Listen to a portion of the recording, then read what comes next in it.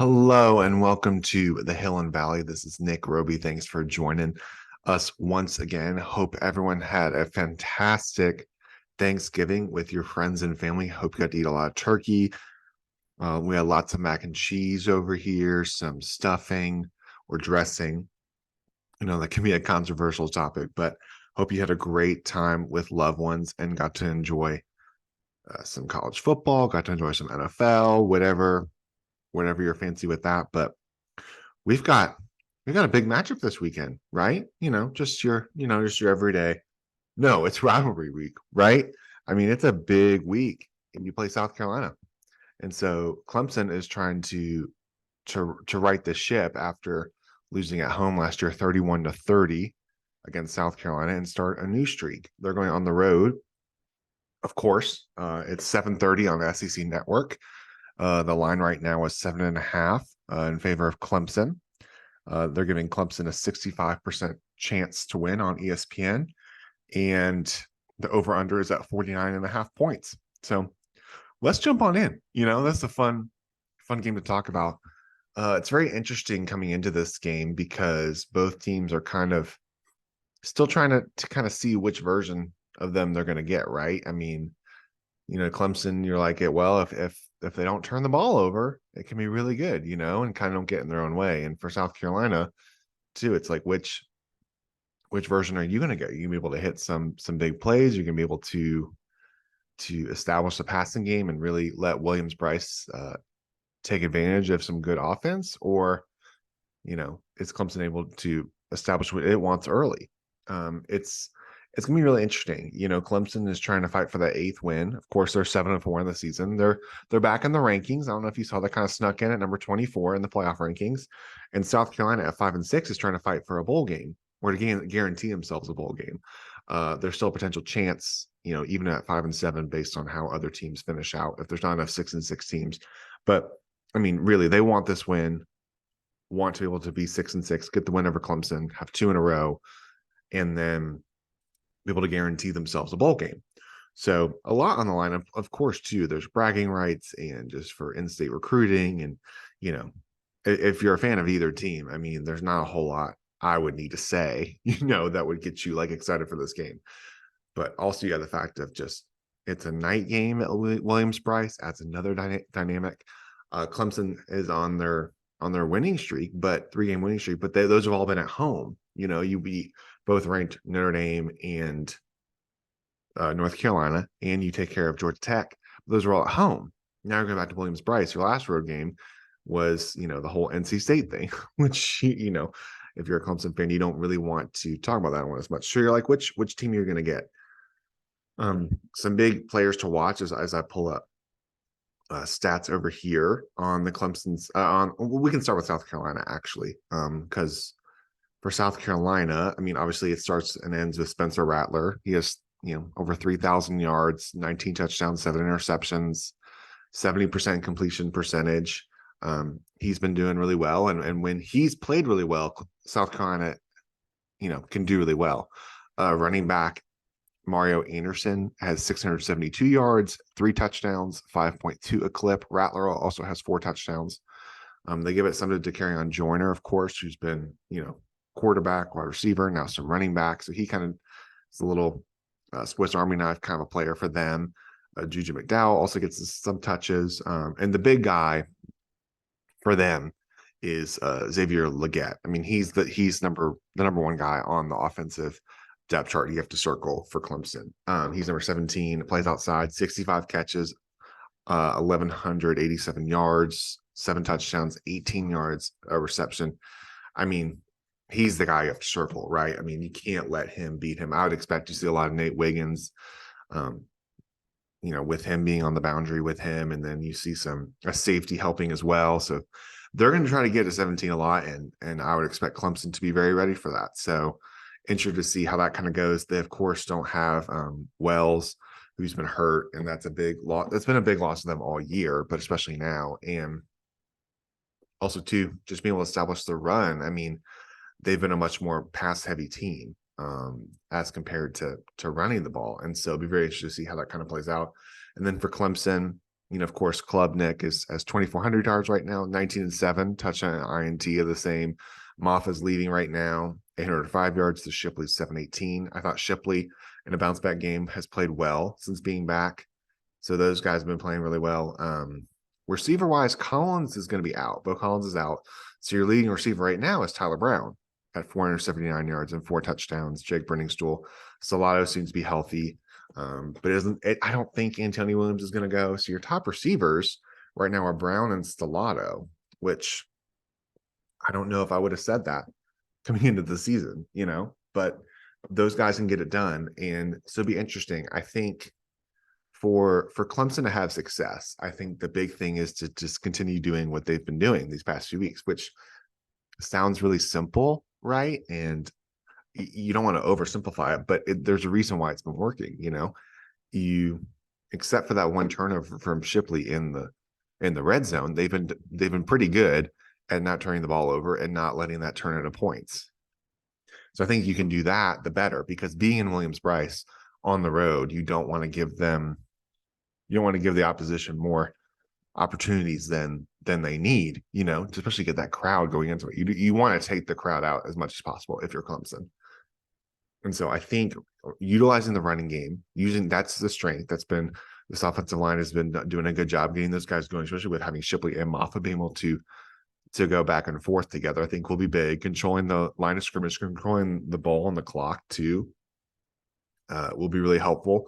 Kind of take the wind out of the crowd and keeping the offense off the field for them. So I think that'll be big, limiting turnovers, obviously. And then I think too, we'll see. I don't think Dabo tries another fake punt. He's done it back-to-back weeks, and they've both not only they both failed, but immediately turned into points. So I think if you're Clemson this year, you kind of expect a turnover, expect to give up some points like that, and just you're kind of ready for it, and versus like being surprised by it. And so I think the more that they can just establish the run and kind of take the juice out of them that way, I think would be really good. I think I could see it being a similar game plan of kind of how Clemson did it 2 years ago when they won at South Carolina.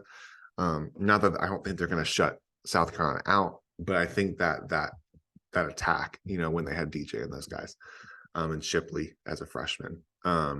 So that's what I think. And then letting the passing game kind of like supplement that, take a couple chances with Tyler Brown, continue to move the chains, with Salado and those guys, Jake Brenningstool across the middle. I think you'll see some of that. And then for South Carolina, I think you have to go to your best player, right? And skill wise, that's Leggett. You got to give him some opportunities. They're going to try to target him a lot.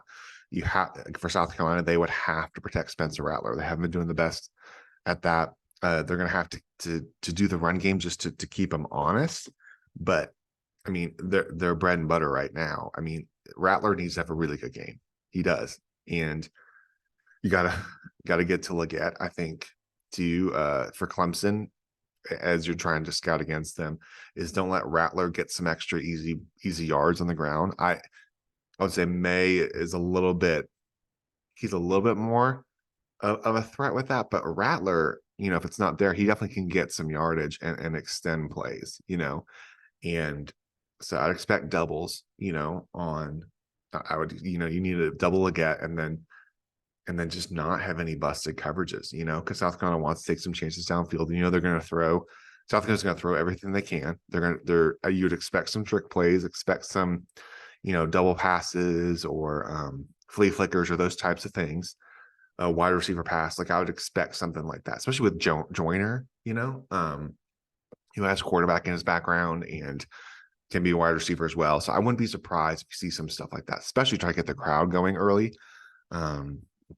Maybe a fake punt as well. They haven't been as strong at that, but Beamer comes from, with his dad, Frank Beamer. Like they've been big in special teams. So I think for Clemson, it's just to establish what they need to do early. And for South Carolina, they need to capitalize on some big plays and they would want to keep the crowd in it as long as possible. I think the crowd is a huge factor, and not that Clemson, I think, would be intimidated by that, but I think just being a night game and just being for Clemson, you want to take that element out as quickly as possible. And then for South Carolina, you want to feed off of that and not let that energy fall out, as much as possible. But to me, when I look at this, I don't know. I think that South Carolina will be able to hit some plays. I don't know how many plays will they be able to hit, especially with when Leggett is out there. And Clemson was able to do a decent job last week against Drake May in that passing game. So I don't know if you have quite as many,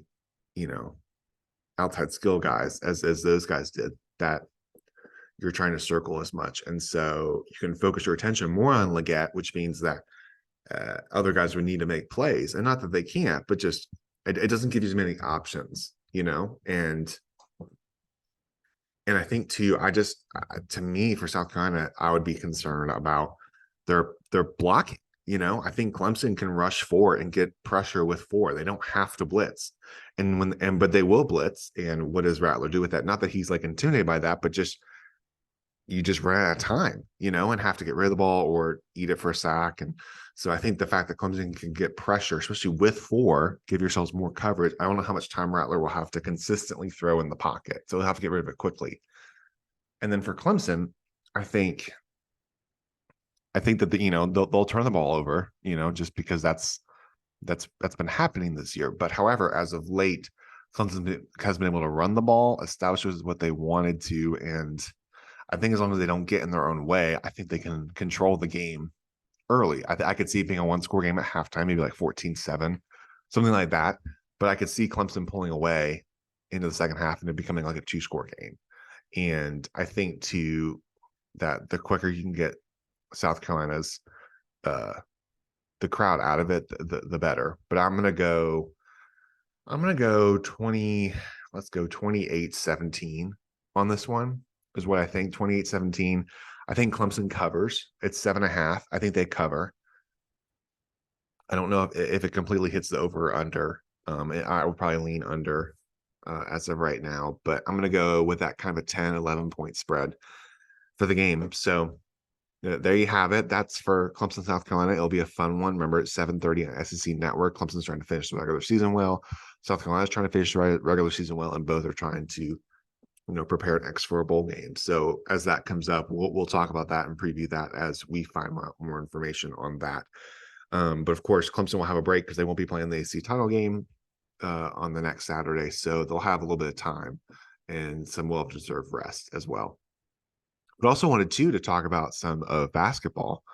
The women, unfortunately, they lost against, number 1 South Carolina last week, as everybody has been doing.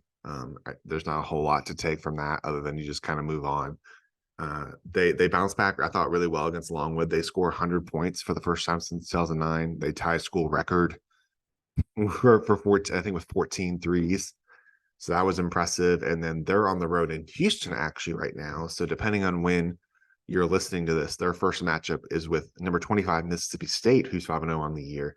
That is in Houston for the Van Chancellor Classic. They have a 3 guaranteed games, and Friday night they're playing number 25 Mississippi State, so they get the toughest test right out of the gate. So that's an undefeated Mississippi State team, but could be a good win, especially as you're trying to build in the non-conference and eventually into your resume throughout the season. So that's big for them, and so we'll see how they come out.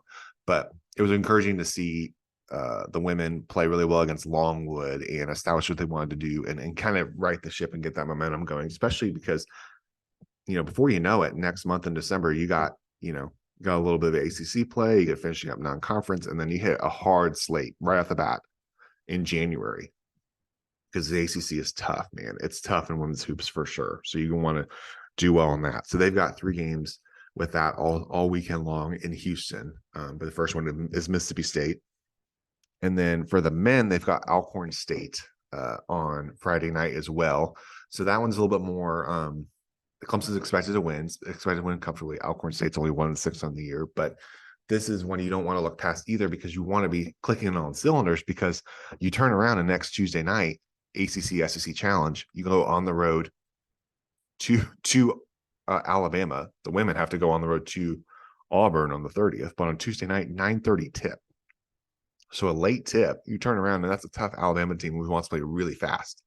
So I could see Clemson trying to establish some stuff well, but that Boise State win last weekend was big. That's a tough team. They're picked second in the Mountain West behind San Diego State, who went to the title game last year. So it's Boise State's a well-coached team. Clemson will actually have to play on the road in Boise next year, which that'll be really fun.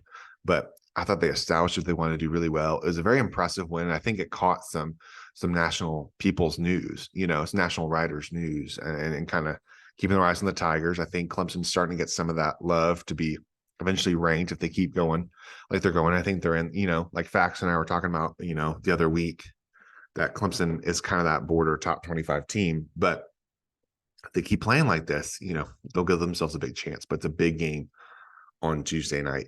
So, both men and women play tonight. Men again, Alcorn State at 8 p.m. on ACC Network.